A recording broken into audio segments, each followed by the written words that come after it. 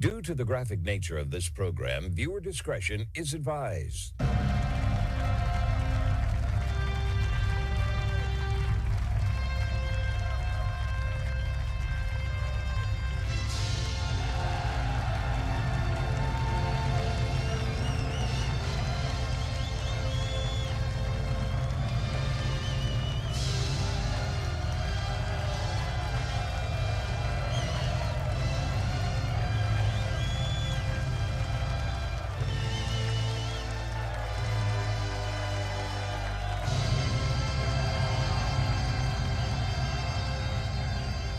Welcome to the Marco Dre Show, everyone. It is Monday, October 27th, 2025. Thanks for tuning in to today's show to hear all the relevant, groundbreaking news here in America and around the world. The only show where the facts are facts and hard truths thrive. Please don't forget to follow the show and share with whomever needs to hear the truth in our push to unwoke America. Hope everyone's ready for the best hour radio has to offer, though. Uncensored and ready to go. Let's jump right into it. I've got a lot of things to talk about. Lots of great articles. Start this week off the right way with everything that's going on in our world. But over the weekend, Zohran Mamdani had a nice little rally in New York City. And you really got to see the decay of New York City, folks. I got to tell you. You really got to see it. He had in fellow Democratic socialists. This is what I'm talking about right now. He's got Bernie Sanders and AOC with him. And, of course, Kathy Hochul jumps on board to make herself relevant. Of course. This is who Bernie Sanders has poisoned. The youth of today, the Gen Zers primarily. Some millennials, but the Gen Zers particularly. Offering something for nothing, free this, free that. Come get your free this, you don't need to work, stay home. Don't worry about it, the government will do everything for you. Now, I gotta be honest with you, that's not what this country was founded on. The country wasn't founded on freebies from the government through taxation, which is everything that Bernie Sanders tries to sell you, which never seems to work. And you know how I know that? Because, since he's been in Congress since 1991, has everyone's quality of life gotten better or worse? You tell me. I'd say probably a lot worse for the most part. Just thinking out loud. So while this rhetoric on stage wasn't, explicitly communistic in itself, it is. We got Bernie Sanders speaking like an idiot, Alexandria Ocasio-Cortez, and of course, Mamdani himself in this kind of verbal bonfire against the rich, right? Speaking out against capitalism, right? It's interesting, too. Mamdani comes off and says, how he's, kind of this righteous guy. And, the billionaires are funding Andrew Cuomo, of course. I thought they didn't like billionaires. That was the thing. They say the word billionaire, everyone goes, boo, tax the rich, tax the rich. That's what happened in this event. They wanted to tax the rich. You can't make this stuff up. Take a listen. Tax the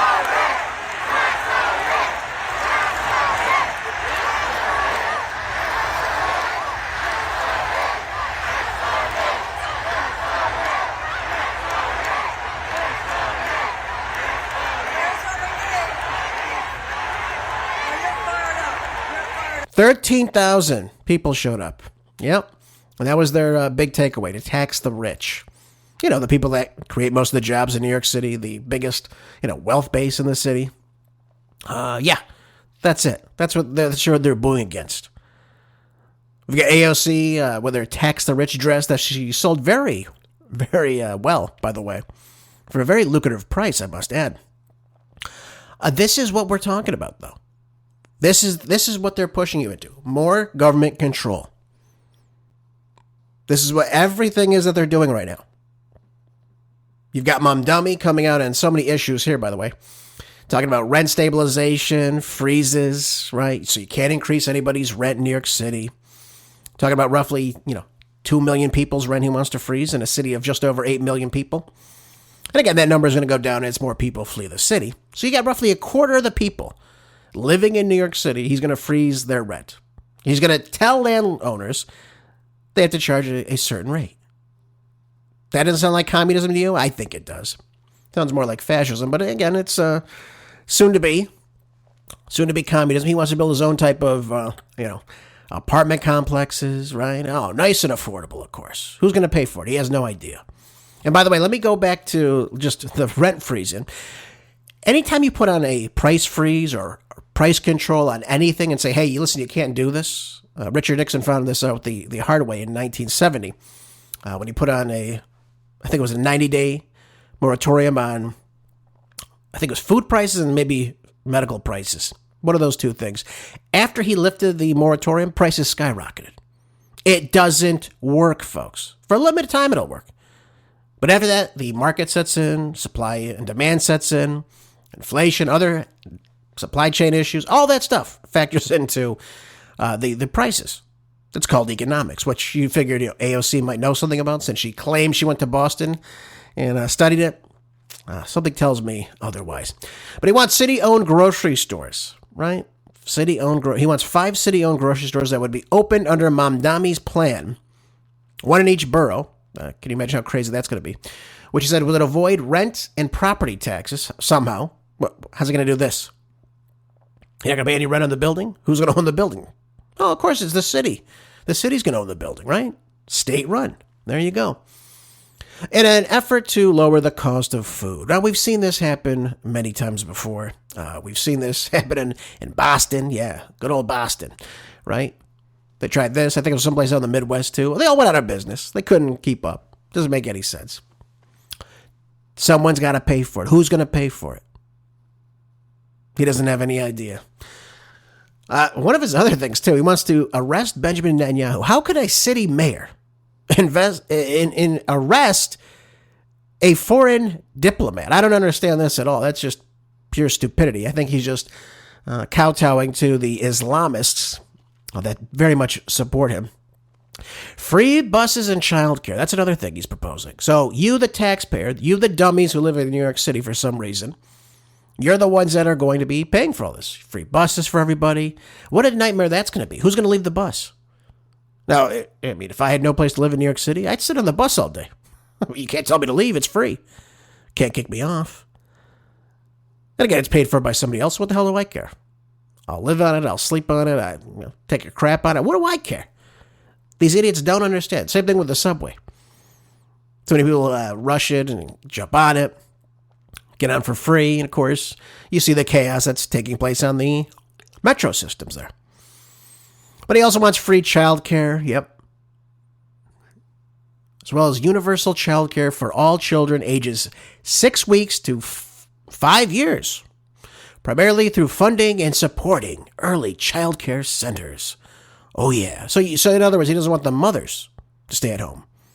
He wants somebody else to take care of your kids so they can, indoctrinate him earlier. Same thing with the entire New York City public school system, as we can see from the stupidity in the audience. Regulating delivery apps. What the hell is this? And again, proposing new regulations on delivery apps like Grubhub and Uber Eats, including requiring firms to standardize how they pay their cyclists and allow customers to tip at the start of an order. That's so important, right? Creating mom and pop czar. What the hell's this? Despite the pushback from some business owners like some of these big food grocery stores, Mamdani is also proposing a new office to promote small businesses, aiming to slash fines, fees, regulations for these small businesses and enact a 500% funding increase in the city's business express services team. Who's going to run this? How's he going to do this? Now, he says he wants to raise the tax on the wealthiest people making over $1 million in New York City, 2%. Yep. And then 1% on New Yorkers earning, where is this? 1% of New Yorkers earning more than $1 million per year. Oh, he wants a flat tax of 2% and 1% increase on those earning more than $1 million per year. He also wants to hike the corporate tax rate from 9% to 11.5%. This has got to go through the state legislature, too, and obviously be signed off by Kathy Stone-Faced Hochul. I doubt she's going to go along with that. Again, you're going to start to see a lot of people leave New York City, folks. That's what the rundown of all this is. People are going to start leaving New York City. How do I know this? Well, I could just look at an article from the New York Post back in May of this year, before this schmuck is even going to be elected. It says here that $14 billion in income vanishes from New York City as just 125,000 residents flee for Florida. So this is before Mamdani even gets in. You wait until the crime starts kicking up. You wait until you see empty shelves in grocery stores. You see the public school system go even more into crap, which it already is already. Hence the Gen Zers and the teachers' unions that are pushing this communist schmuck to every one of you. And then he gets out. He has the nerve, this idiot, to get out there and say that, Cuomo's in his $8,000 pad. Folks, the average cost of just a single, I think, a room apartment in New York City was somewhere around $5,000 a month. It's a lot of money. It's not cheap. Certainly not cheap. And it's already got the biggest rent control laws and regulations in place. He's going to add on to that. So again, once those go away, and they've got to go away at some point, you're going to see those prices just skyrocket in New York City. That's what's going to happen. And as a result of all this, the rent freezes, the price controls on housing, the rent controls and all that, you're going to see less building of houses. So you can see demand still very up while supply remains extremely low. And in those homes that people do own, or the apartments, I should say, they're going to obviously lose because it's going to be more decadent. The landlords are not going to have enough money to upkeep the apartments and what have you. So you're going to see the quality of life, especially where people are living in areas that have these rent controls for, like I said, about the 2 million people he's proposing it, are really going to go into decadence, turn to crap. That's what it's going to turn into. So, again, I don't have a magic ball. I can't just wave a wand and see what's going to happen in the future, but I can estimate a lot of people are going to be leaving New York City, and for good reason, right? Good reason. Why would you stay for this? Why would you want to be a part of this? And again, I told you, Sliwa staying in this race just killed everything. There was a chance Cuomo probably could have gotten in had Sliwa gotten out. I doubt any Republicans in New York City are going to vote for an ardent communist. But it appears, though, that this ticket's obviously going to get split 3 ways, and Mamdani is going to be the winner of that.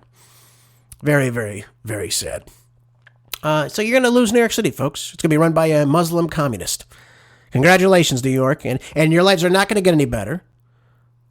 They'll get worse. Believe you me, they will get worse. Your school system will get worse. Your ability to have opportunity to do anything is going to get worse. Who's going to invest in New York City when you're already seeing $14 billion leave just earlier this year? Just about 4 months ago. $14 billion gone. Think of that tax revenues they're missing out on. It's just going to get worse and worse. And again, people are going to say, hey, why am I living in New York City? I'll just move to the Hamptons. Why am I'll move up to Westchester. I don't give a damn. What do I care? This is what you're going to see, people fleeing New York. That can, by the way. And they're going to take a play out of California's book, The Mass Exodus. Well, you're going to start seeing a mass exodus of New York City. That's what I predict, and only time will tell if I'm right or not. But again, if you're voting in New York City, I wouldn't vote for this guy. Just a hunch. Just a hunch. And by the way, did you see AOC at this? The lunatic reading the script? Yeah, she always reads the script, right? She can't think of anything on her own. This was written for her, of course. But she comes out ranting and raving, I guess, about people moving to New York City. I didn't even understand the purpose of this. This city was built by the Irish escaping famine, Italians fleeing fascism, Jews escaping Holocaust, Black Americans fleeing slavery and Jim Crow, Latinos seeking a better life, Native people standing for themselves, Asian Americans coming together in Queens, in Brooklyn. Oh, dear. Okay, so I don't understand what all this is about. What she's trying to say here. The Irish coming here, they came and built the city. Irish couldn't even get jobs when they first came here, you dunce. Yeah, they were trying to say no dogs and no Irishmen. No Irishmen need not apply. That's what they saw when they came here, the Irish, in the 1850s and thereabouts. Yeah. Same thing with the Italians when they came in here. Now, does that mean they didn't contribute in any way to the city? Of course not. Of course they did. But the idea that all of this started from just these ethnic groups moving into this region, again, it's just stupidity in and of itself. I mean, it doesn't make any bit of sense. You tell me there's no Englishmen, there's no Scots, there's no Germans, there's no French. What about them? No Spanish people there already? Come on. It's so stupid. They try to just, act like anyone who came here, it's all because of them, the people that come to the city. Yes, people came in, and yes, people worked their asses off. That's true of anyone that came to this country at that time. And they made their own way, and they built themselves up. They built their own communities. Okay. But what the hell's that got to do with building New York City? You know, it was just one group of people that came and built it up in that generation? By the way, I don't think Italians were fleeing fascism from 1890 to 1920 when the bulk of Italians started coming here. Something tells me, fascism that was formed a couple years later, they weren't all fleeing that. They were coming for opportunity. They were coming for freedom of religion. That's why you saw many, at that time, immigrants starting to come into this country. So there you go. AOC doesn't know her history, but not a shock. She's just a big mouth reading a script, and she hopes everyone's going to clap like the dunces in the audience. But I think it's just great. Everybody that comes here, just fantastic. And, the hell with the Germans, hell with the English, the French, go to hell. Anybody else, fantastic. Anyone else that comes in. Yep, this is what New York City is going to be. And by the way, he also, as I was saying to you, he was insulting Cuomo for having an $8,000 a month apartment, which again is pricey. No one's going to deny that. But the idea too, they're holding these signs that say Zohran. What is the signs? Let me read this again. I get so angry looking at this stupidity. I try to look away in many respects. It says New York is not for sale. That's what the sign on the front of the podium says. And of course, the dunces behind him are, Zohran for New York City. All these idiots. I think it's funny, though. New York is not for sale yet. In July, the New York Post published this. George Soros, the billionaire, folks, that hates America, by the way, funneled $37 million to Working Families Party and other lefty groups backing Zohran Mamdani. There you go. So, yes, he is taking money from billionaires. Yep.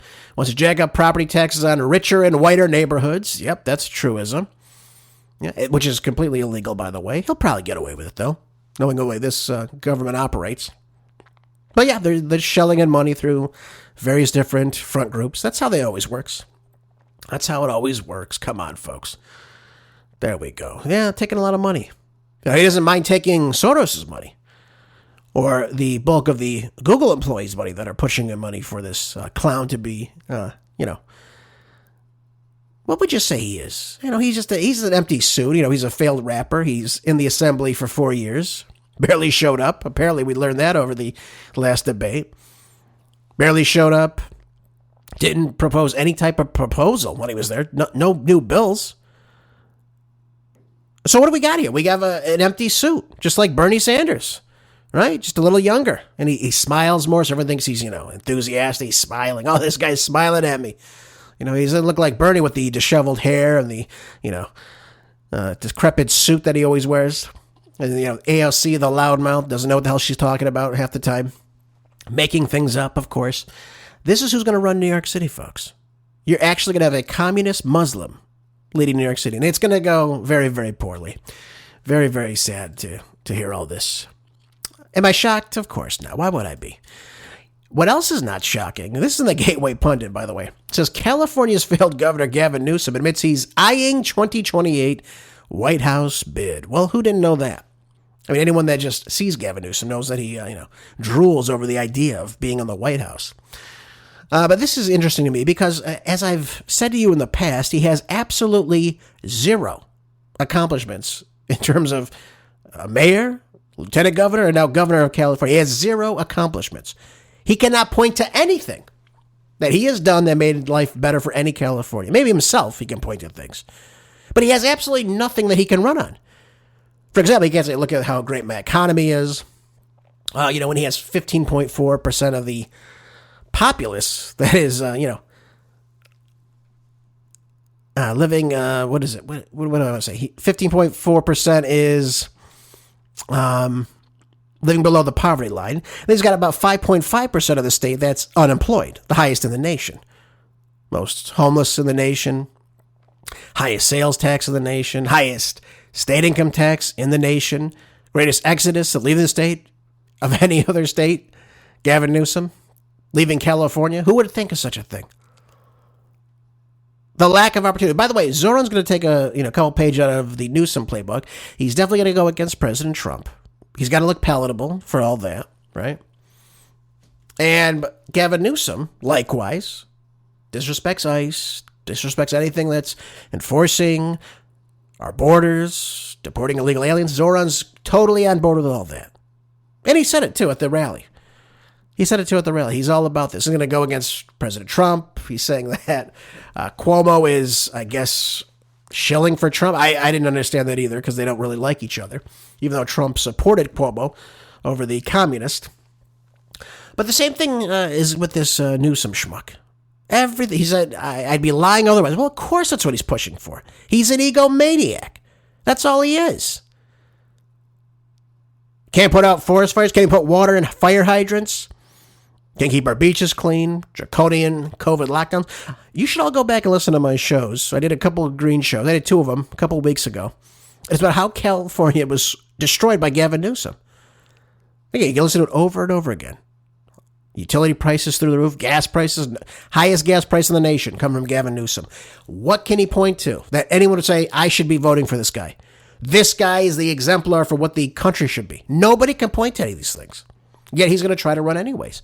And he's going to try to get around his record. He's going to say, well, California's, the highest GDP in the nation. We rank, I think, 5th overall in California. None of that's going to work, though.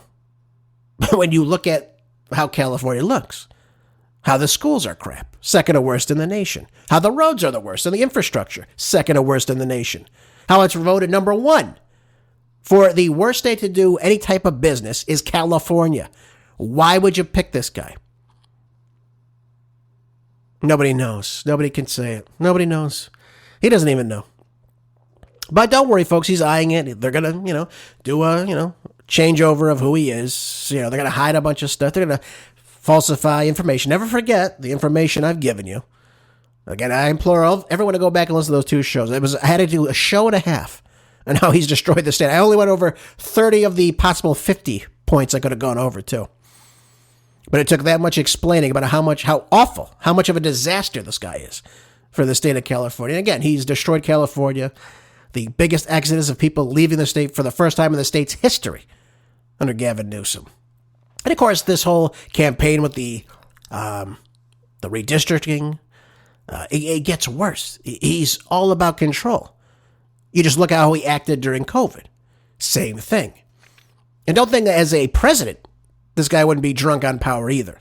Absolutely he would be. So again, I found it funny that, this is his position. And his pal Kamala also hinting at a 2028 run. This time they can, of course, anoint her to the position. People have to actually vote for her. So I don't think that's going to work in her favor this time. It'll probably be like what we saw in 2020 where she backed out in 2019 before a vote was even cast for her. But this is it. This is it. And again, he says this. Listen to this. He says, I think it's about our democracy, which, again, we don't live in a democracy. Genius. It's about the future of this republic. I think it's about, what the founding fathers lived and died for. This notion of rule of law and not the rule of Don. I mean, what an idiot. This guy was far more draconian than Donald Trump could ever be.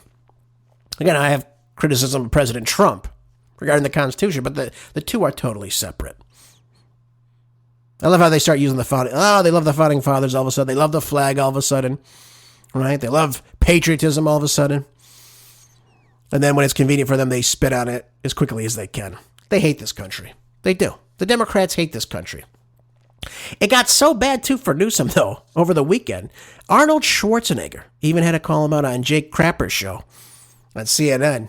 And again, it didn't go too well for Jake Crapper, but everything Schwarzenegger says, again, he was the former governor of the state, was it 14 years ago now? this idea of gerrymandering is not popular at all. And again, this is exactly what Newsom is pushing for. Take more power from the people, consolidate it, use it for his own will. This is what he wants. He wants to show, hey, I'm the guy that's going to give you this. I'm the guy that's going to give you that. It's not going to go well. Again, the early voting for Prop 50 has already taken place. You should be voting no on Prop 50. But here he is, Schwarzenegger. Take a listen. He really lays it out in a reasonable manner that makes sense to probably most people. And again, seeing a moderate Republican like Schwarzenegger come out against this is not really good. Especially he's one of the people that really opposes what President Trump does lots of the time. The idea that he's pushing back against Gavin Newsom is also indicative that this is probably not going to sit well with very many voters in the state of California to take away a nonpartisan committee that writes the districts for the congressional seats and replace it with the Democrat majority in Sacramento. Not going to go over well. No, Jake. There has been gerrymandering going on for 200 years. There is such extreme gerrymandering going on that in a state like Massachusetts, that has like 40% of the people voting for Trump, they have 0 representatives. The Republican Party has 0 representatives sent to the House.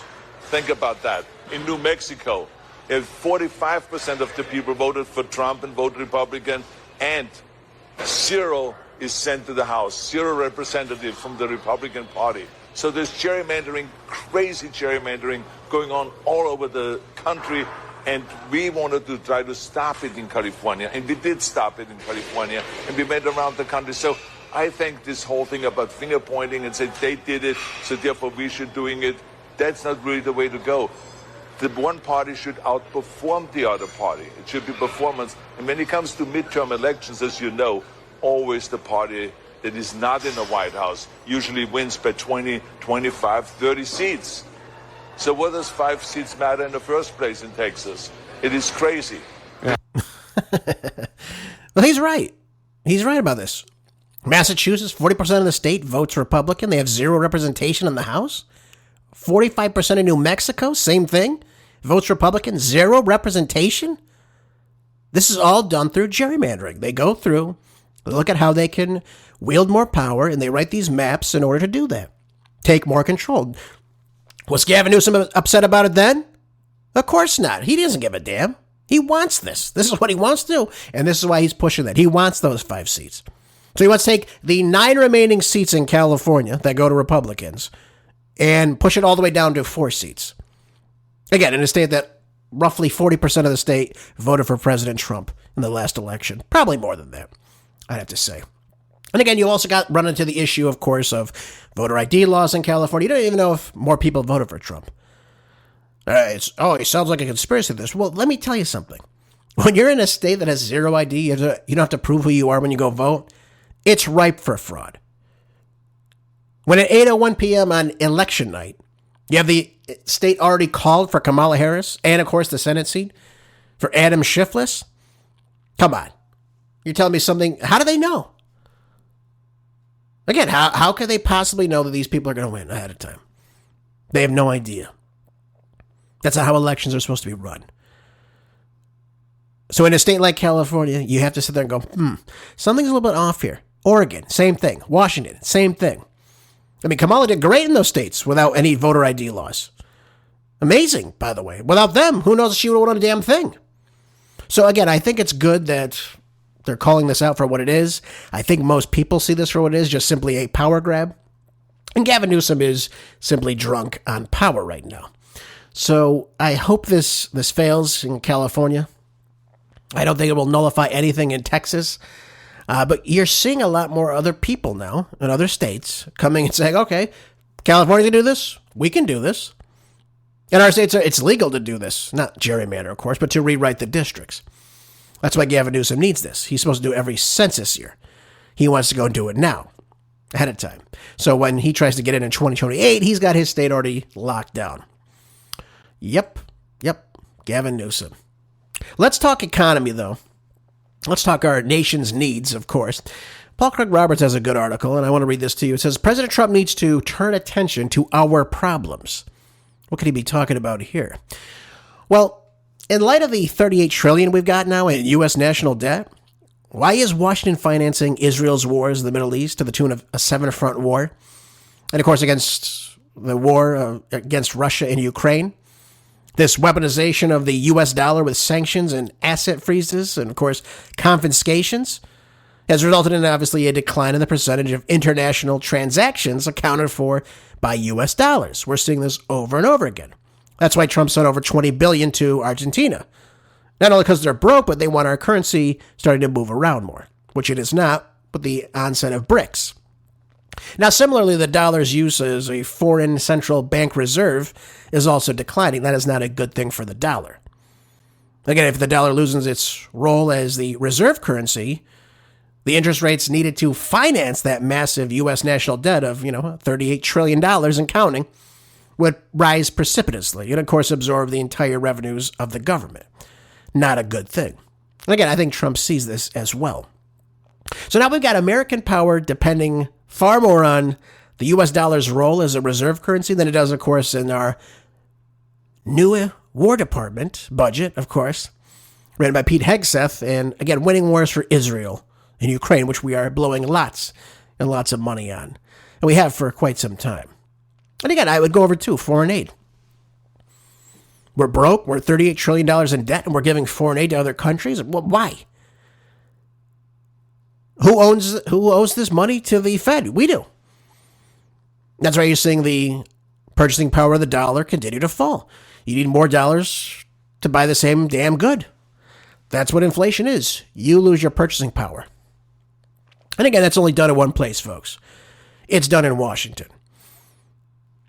Through economic policy, through monetary policy, through foreign policy, again, printing out money and sending it to the Taliban under Biden. Obama leaving pallets of cash. What the hell is this about? But they never have any money for us, do they? Never, ever do. No. No money to fund security at schools. No money to fix our infrastructure. Even though our cities are becoming more and more decadent as time goes on. But we always have money for a war. Never forget that. We have never forget that. We've always got money for wars. Endless supply. Again, now we have Trump's war on Putin, which again is driving up the cost of oil, putting on these sanctions on Russia, which I talked to you about on their two biggest refineries. And of course, other prices that are main drivers of inflation. So once you offset the price of oil, getting your goods to market now is becoming much more difficult. You got to pay more for that shipping. So where does that cost go to? Well, it goes to the consumer who's buying your goods. It's the way it has to go. Otherwise, you can't turn a profit. Then you go bankrupt. We've also got Trump's war on China now, which might deprive the United States of the U.S. economies of rare earth minerals that we really want for AI and other things of that nature. And, of course, halting this production of other essentials. And we're seeing now, too, they did meet last week, at the end of last week, Trump and Xi. And apparently on the 1st of November, we're supposed to have a 150% tariff on goods coming in from China. I don't know how that's going to go over. You're going to pay well over double for the same damn. So if you had a $10, $10 you're paying for something coming from China, now you're going to be spending, what, $25 on it? How's that going to pan out? Not good. I'll tell you that much. Not good at all. And it seems, obviously, that the cost of American hegemony is going to be part of America's destruction. Because that's the only thing we seem to be involved in. Other wars. Financial aid to this country, that country. You name it. We've also got the gold and silver markets are seriously depreciated of the value of our paper fiat currency, the dollar bill. Of course, their debt instruments as well. We're seeing that. By the way, the silver market crashed last week, too. Just thought I'd share that with you. But the price of gold is skyrocketing. The price of gold is skyrocketing. And again, anytime you see gold go up, I want you to understand this. Anytime you hear gold's going up, wow, gold, that means your dollar is losing value. And we are seeing that gold price skyrocket. Well over $4,000 an ounce. I mean, it's really remarkable to see that. But again, that's why I tell you, you should be investing in some type of precious metal. Invest in something other than American currency. you'll be the better for it. And I'm not giving you financial advice, but I'm just telling you that's really the way to go. Because again, when all else fails, gold is still going to be there. And gold has always been there. In fact, China is in the process of substituting gold for U.S. treasuries as central bank reserves. And again, China is a huge holder of U.S. debt, right? They bought lots of our debt under the Obama administration. And the adverse consequence for this, our dollar bill is obvious when we see other people acting like this. By the way, whatever happened to that audit of Fort Knox? Does anyone know? No, nobody knows. We were told, Musk wanted to go in and do an audit, see how much gold was actually in there. And then, of course, Doge went away. Musk went away, and then he came back, and then we never talked about it again. It's probably because there's probably nothing in there, I'd have to guess, or very little in there, if anything. But, we see that the U.S. economy now is going to be facing massive unemployment from things like AI, robotics, things of that nature. We have state and local governments with very large bills from the subsidies that they have institutionalized for illegal aliens, among other people. And, of course, they're people that they deem to stay on these government welfare programs. You have inflation, officially understated, of course, eating away at the living standards of Americans. And really, we've got this it's a dark storm. It's gathering. And, of course, President Trump's focused on other things and not the United States. We need to fix America first. Not other nations, our nation. We have precipitous amounts of, school children that can't read or write or do anything, or they can't work, they're out of shape, they're eating junk food, and God knows what else. This is what our future looks like. When you see that there's no discipline, when you see kids abusing drugs and marijuana and what have you, we have to create opportunities in this country. Which is why I told you, one of the biggest things Trump can do right now. Again, he secured another type of investment deal between, I think it was Cambodia and Japan and maybe Malaysia too. I forget which one. And that's good. I like that he's doing that, but we need to bring it to the United States. How is he investing in this, $8-9 trillion? We need to start getting people to work. We need to start bringing back manufacturing jobs that are going to stay here. Not given to AI, not given to some donor to run the company and, of course, use AI. We need people working these jobs. That's what needs to happen. And again, if you start seeing manufacturing come back, we're building more here, which means we'll be getting goods from America and not obviously abroad, which will be cheaper to do. And again, you'll see people with more income. You'll see America obviously leading more in trade. You'll see trade deficits start to go down because we're producing more here. That's the way this should be done. That's the approach he should take. And again, I told you before, Trump should get rid of these tariffs. Stop the tariffs. It's only causing prices in America to go up. But what he should do is start putting quotas. Yes, quotas on imports coming in from other countries. That's the way he should do it. But we've got to get America working again. That's what it needs to come down to. We've got to get producing. We've got to get into the production realm. And we've got to start doing this. And if we start doing this, we are going to grow at an accessible rate. I mean, that's what it's going to come down to.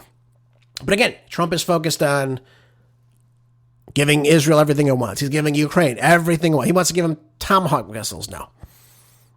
And by the way, I think he's biting off a little bit more than he could chew as he threatens Putin with putting submarines with nukes on them close to Russia. Again, he did this prior. I don't think it's going to work either.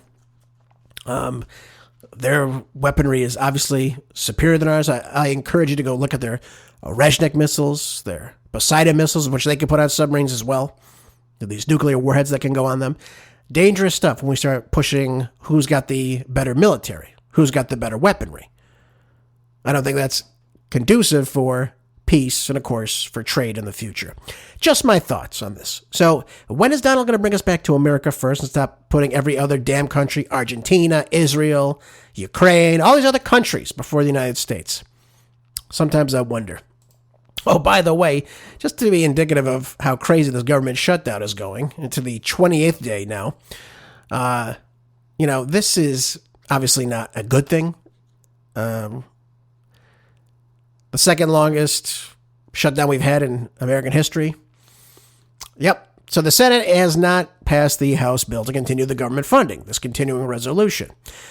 And here's the biggest kick of all this. It says here, the bottom line, the well is run dry. The USDA website has stated.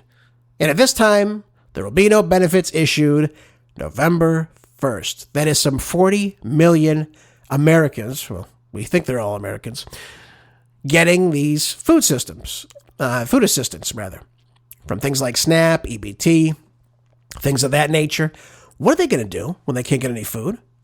Is Schmuck Toomer really doing this on purpose so he can get a class warfare going? War in the streets? War in the supermarkets? Then, of course, you get usher in Mamdani. Oh, look, we're going to have a city-run grocery store. You don't just go in and get whatever you want. Hey, we got you. This is what they want. They want blood in the streets, folks. I mean, it's as clear as mud. They want chaos right now. And, of course, they can push all that at Donald Trump. They say, look what Trump has done. And, of course, they look like the heroes. They come in the midterms. They win the midterms back. Everybody's happy on the Democratic side. Meanwhile, they screwed you over. They screwed people in the military over and other government employees that have been laid off as a result of all this. All for what? Illegal aliens getting free health care? Funding for PBS and NPR? God knows what else the hell the Democrats want, but it's nothing conducive to the American people. We know this. It's never been about the American people. It's all about their own power. This is what they want. And again, we're seeing all this just carry over from one aspect of the government to another. It never seems to end. And I'll give you another example of this. This is in Breitbart. It says that illegals convicted of sex crimes, attempted murder, receive over $250,000 in taxpayer-funded healthcare benefits. Where could this be coming from, I wonder? Well, it's coming from Medicaid benefits. And again, it's been assessed by the Department of Health and Human Services. So we've got the federal government shut down. You have the HH Deputy Secretary Jim O'Neill has posted on X in a handful of cases where illegal alien convicts have been able to secure Medicaid benefits. Of course, despite claims that from Democrats that they cannot do this. So again, I laugh at this. How the hell could you apply for a government program when you're an illegal alien? This doesn't make any sense. How the hell do they get on the system in the first place? They shouldn't have any type of ID, yet somehow they are able to do this and get away with this. I'll give you an example. Abraham Pineda Tovar, 84-year-old illegal alien from Guatemala, convicted of sex offenses, has received $7,829 in free taxpayer-funded health care through Medicaid. Democrats are demanding continued funding of the sex offenders' Medicaid as a condition for reopening the government. And, of course, paying the hardworking public servants at my department. Another example he gave, meet 38-year-old illegal alien George Bestman, convicted of sexual assault in 2021, receiving more than $5,500 in Medicaid benefits. Another similar case? Why not? Elias Nyawenda. I don't know where he's from. God only knows. Convicted of sex crimes, has received a whopping $176,000 and $756 worth of Medicaid benefits, as well as 41-year-old illegal alien Galuk Rotaug. Hope I'm saying that right. I don't want to mispronounce his name. Convicted of attempted second-degree murder after he beat a man with a baseball bat. Nice guy. What if that guy got any free health care, too? He's received more than $34,000 in Medicaid benefits. O'Neill also noted a case of 52-year-old illegal alien Patrick Galostan of Iran, convicted of sexually assaulting multiple women who received more than $7,500 in Medicaid benefits, paid for by you, the wonderful taxpayer. Ladies and gentlemen, you're so generous. You should give yourself a pat on the back for all this. They need health care. Obviously, it's important to Chucky Schumer, AOC, Bernie the Turd Sanders, that, they should get free health care. And you should be the ones paying for it. That's how this always has worked. Now they're using Medicaid for this. So they're taking money that the Fed prints out, puts it in this program, and they're using it that way. So now your dollar bill loses value. You wonder why you can't make ends meet. You wonder why a few years ago, that same amount of money you had was buying you so much more. Of course, now you're taxed even more for this, despite, obviously, the Trump tax cuts staying in place, because the value of the dollar has gone down. You have to spend more dollars to get the same quality of life, same products, same services, all that. But these guys get a free ride. They get it. They walk right in. Hey, whatever I want, I can get. If I want to get a helicopter ride to the airport, why not? I'm not paying for it. This is what they want. They want to create a dependent welfare class. And again, these are their voters, folks. Gavin Newsom's applauded this. Obviously, the Democrats applaud this, especially in the Senate, except for maybe like John Fetterman. He might be the only reasonable one of that whole group of schmucks. But this is what they want. This is what they want to do. And your government shut down as a result. Has your life gotten any worse? Mine hasn't. I mean, I haven't really noticed anything. But there are people who are affected by this. People in the military, right? Things of that nature. People who actually have earned this. They're not getting certain services. And by the way, another group of people, thanks to good old Schmuck Toomer, this is also in Breitbart, says FAA announces halt of flights to LA. That might be a good thing. Who the hell knows? Due to staffing issues during the Schumer shutdown. Yeah. Good old Chuck the Schmuck. There he is. So now we have the FAA has announced that flights to LA were halted due to staffing shortages of air traffic controllers during the ongoing government shutdown. Now, the agency's announcement of a temporary ground stop reportedly came after Transportation Secretary Sean Duffy revealed in an interview on Fox News on Sunday that more controllers are calling in sick as money worries continue to pile on during the shutdown, according to ABC News. Well, why would they want to work for free? Doesn't make any sense. And again, due to these flights to LA being halted, airplanes were held at their originating airports on Sunday, with the FAA predicting that the halt would end around 1:30 p.m. So we're seeing all these issues. We're seeing these massive delays on planes going to places like Los Angeles. I mean, you're only seeing the tip of the iceberg with this. By the way, speaking of California, why not share this too? Why not? We talked about this a little bit last week. Sean Duffy talked about this too on Sunday morning. So California has issued 1.2 million driver's licenses to illegal aliens since 2015 when Kamala Harris was the state attorney general. Think of that, the leading state law enforcement officer, Kamala Harris, greenlit this program. And also in California, some 60,000 commercial driver's licenses to illegal aliens. Look no further than our friends from India who have crashed and burned on the freeways, causing traffic accidents that kill people. We had Secretary Duffy has stated now that California's Governor Gavin Newsom is not only not complying, but he will also be withheld some $160 million to funds for the Golden State. Great job, Gavin, by the way. You're totally presidential material. Definitely presidential material with the lowest standards possible, I'd have to say. Isn't it interesting, though, that the federal government has allowed in some 50 million illegal aliens in this country, along with roughly 1 million legal immigrants every year? They tell you that you need a real ID now, otherwise you can't do anything, you can't fly, you can't do anything. Yet they can have these schmucks go on Medicaid and get actual money from it? Our money? It's amazing, isn't it? Even states like California are giving IDs with no names on them to illegal aliens. How the hell does this even happen? Again, if I try to go to that, I'd probably be in handcuffs if I try to fraudulently get an ID. Lying on a government document. I mean, this is what you'd be thrown in jail. I would be thrown in jail. But illegal aliens? Why not? Give it to them. Give them an ID. What's the problem? But they tell you, it's not enough. Pretty soon you're going to need just like your passport, you'll need to have, an RFID chip in your ID, and the process continues on. They get more and more control over you. This is what they want. So we're seeing, as the government shuts down, while it may not affect, you or I mean, I'm not flying anywhere right now, but we're seeing that it does affect people on a, different levels. If you've been flying lately to various locations, there were flights at LaGuardia Airport in New York, Newark Liberty in New Jersey, also experiencing delays as well because of this controller staffing issue. So again, there are things that create problems with this government shutdown, and Schmuck Toomer's all about it. They're all in on it, folks. They love to see everything turn to crap in this country, and they are the main cause of all this.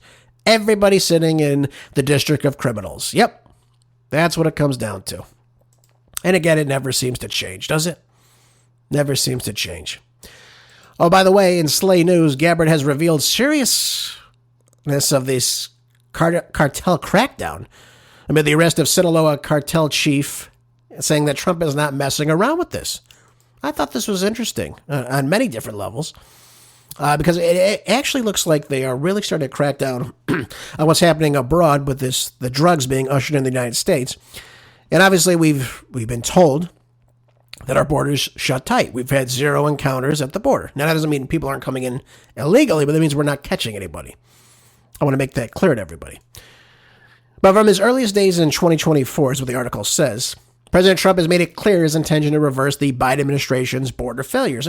And really, this has been one of the areas that Trump has been very successful. I got to give it to him on this one. He's been very successful at shutting down the border. He is making an attempt to deport illegal aliens. It's not nearly as many as I think should be. But this is a big one when you start to arrest these cartel members, because a lot of these people have a lot of pull in Mexico. And a lot of times they'll, especially if they're arrested in Mexico, they try to cause chaos inside the areas in which they've been arrested. The Sinaloa cartel is one of the big ones, of course. So amid the news that a well-known Mexican cartel boss was arrested earlier this month, DNI Secretary Tulsi Gabbard has stepped forward to praise the president and, of course, the seriousness in which he is taking this big challenge to taking on these organizations such as the Sinaloa cartel. And who do they catch? This guy's Leonardo Daniel El Pato Martinez Vera. Let me get more names, please. He was a Sinaloa Cartel Plaza chief whose underlings have reported that he's done everything from kidnapping to murdering people, obviously the importing of drugs into America, to kill your kids, bring down your community, all that good stuff, right? That we've allowed for so many decades now. The DNI secretary was asked whether the apprehension of El Pato, an operation aided by her agency's counterterrorism center, is likely to send a strong warning to the cartel leaders who are able to run rampant in the United States. Again, by the way, understand this. The cartels are active not just in Mexico and on the border, they're also active inside the United States. And a lot of times the people that they bring in the country illegally will come in and work on behalf of them to stay in the country. Again, they have this pull. Remember when Ted Cruz held up those bracelets in the Congress, and he was asking then Secretary of Homeland Security Alejandro Mayorkas what these wordings are? I don't know what those are. The bracelets they use, obviously, are to mark people, of course. Many times it's children. But the idea that they're trafficking women, they're trafficking children, many times they're sexually exploiting these people. Oftentimes they will sometimes chop off a finger, chop off a part of somebody and send it back to the family who they're extorting and say, we need more money, otherwise it's going to get worse. This is how they keep track of these people. So that's why you see a lot of those things dumped at the border when they get in, because this is how they operate. This is how they brand people. This is how they know who they're dealing with. And, they'll send in, finger, toe, this or that, I don't want to get too graphic. But this is how these groups operate, and the Biden administration let them get even more money throughout his 4 years in office, trafficking people, bringing in drugs, bringing weapons, all things you don't want coming into your country. So it seems like Trump is not messing around with this, so I guess I can give him a applause for that. But again, it looks like they're trying to get rid of the Tren de Aragua, the MS-13, the Cartel de Sinaloa, any other types of foreign terrorist organizations. Again, we know many people on the terror most wanted lists enter the country under the Biden regime. But where has Trump been failing on this? Again, I applaud him for arresting criminals that have come in this country, that have gang tie members, things of that nature, things like that. We should get these people out right away. They should be the first ones to go.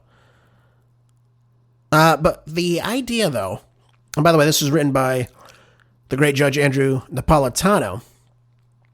He wrote this last week, and I didn't have time to read it to you. But he has the same criticism I have about this position that he's taken. This is to be Trump, mind you, about the use of military action to kill people on speedboats. And again, you can read this in the Washington Times opinion section. It's a brilliant article, too. We're killing people in international waters or in territorial waters claimed by other sovereign nations, all 1,500 miles away from the United States, which pose zero grave issues to due process. Where's the due process of this? Anytime we go to arrest people, criminals, if we were, for example, El Pato, we didn't just put an RPG in front of him and blow him up.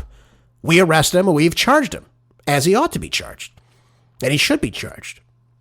But we're seeing now, because we're seeing fishing boats leaving Venezuela, that it's just simply fine to say, oh, well, they're narco-terrorists, they're trying to bring drugs here, and we blow them up, even though people that have assessed these boats from former CIA intel agents that I've listened to, said that these boats have no way to even make it close to the United States. They pose no threat. They haven't attacked anyone. It's not like we have a boat that's approaching them to detain, and they start firing at them and shooting at them. That's not happening. We're simply just blowing up these boats. The Constitution, again, this is a constitutional issue. This is what the issue I have with this. This is why I don't know why we're seeing Republicans cheer this on. We should be following the Constitution. But the Constitution's guarantee of due process applies to every single person, not just Americans. I know that sounds odd. But in the rule of law, it applies to every single person. Again, the operative language of the Fifth Amendment says, no person shall be deprived of life, liberty, or property without due process of law. Now, again, the Trump administration has claimed that it can kill whomever it designates as a unlawful enemy combatant. They'll call them narco-terrorists, and you'll champion it because you don't want drugs in your country. But where is the due process? The due process it provides is the intelligence gathered by American spies and the White House analysts of that intelligence. So if we have information that, so-and-so is carrying drugs on this boat, we need to arrest them and hold them for due process when the moment is right to do so. When they're trying to smuggle the drugs in. That would be the right time to do it. So now we have this secret analysis. The government's arguments goes, right? Satisfies that what the president's doing, that the folks that he's ordered killed are engaging in some type of serious and harmful criminal behavior. And otherwise, it is a lawful and constitutional substitute for a jury trial. And of course, its attendant procedural protections that the Constitution commands. So we've got an issue here. Where is the American jurisprudence in this? Where is the checks and balances in this? This is what I'm asking you, not from a position that I want drugs in my country, but because we have to follow the Constitution. We have to follow the law, folks. And again, it's not enough to say, well, we think they're narco-terrorists. Let's blow them up. Let's just keep blowing them up. Hey, someone's coming from Colombia. Let's blow that boat up too. There's no evidence we know who's, number one, on the boat. And second, we have no idea if there's actually drugs on these boats. That is a big cause and obviously big alarm for what is happening by our federal government in international waters, which again violates international law. This is the problem with all this. And again, he makes some comparisons, obviously, when Barry from Chicago ordered the CIA to kill Anwar I can't say this name, al-Awlaki, I believe is how you say the name, and his son were both natural-born American citizens. It claimed a secret legal rationale. Yet some, brave soul who had access to this rationale leaked it to the press. And of course, the rationale likened the killing of al-Awlaki and his 16-year-old son to a police shooting at a bank, fleeing robbers who are shooting at the police. So we see this justification is just stupidity. There is due process of law. Obama's logic obviously doesn't work here, just like Trump's doesn't work here. You can't just claim, for the legal argument for, I think it was presidential targeted killing. Yep. By Obama is okay, and then this is okay by Trump. It's not okay, folks. It's not okay. And again, the judge is absolutely correct in these statements that he's making here. There needs to be a semblance of due process, obviously under the law. And again, we should be trying these people, not allowing them simply to just blow them up in international waters. And again, it's miffing a lot of people. It's upsetting people. They're not happy about this in various different countries. And you can understand why. You can absolutely understand why. What, anytime, if that happened in the United States, if a boat left Miami, headed toward, I don't know, the Virgin Islands, and someone in Venezuela blew up the boat, would we sit there and go, oh, okay, well, it makes sense? No, of course not. Again, if a robber ran into a building, you wouldn't blow up the entire building and kill everyone, would you? On a hunch that they're guilty. Folks, I hope you enjoyed the show today. I hope you learned a lot from it. I hope you'll share with some friends, as always. And again, I hope I'll see you here tomorrow on the next Marco Dre Show. Until then, be good, stay busy. God bless each and every one of you. Have a great rest of your day.